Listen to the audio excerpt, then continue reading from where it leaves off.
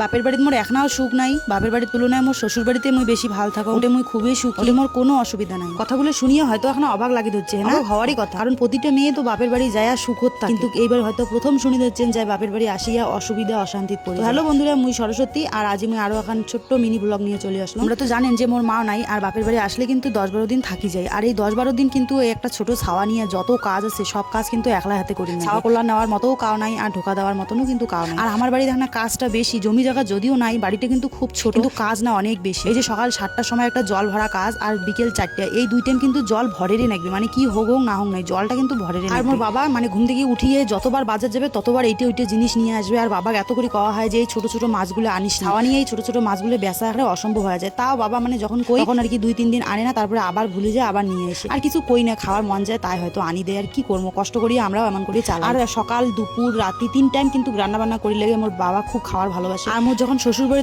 তখন কিন্তু এই অসুবিধাগুলো মোর এখনো হয় না, কারণ মোর ছাওয়া নেওয়াটা অনেক মানসি আছে।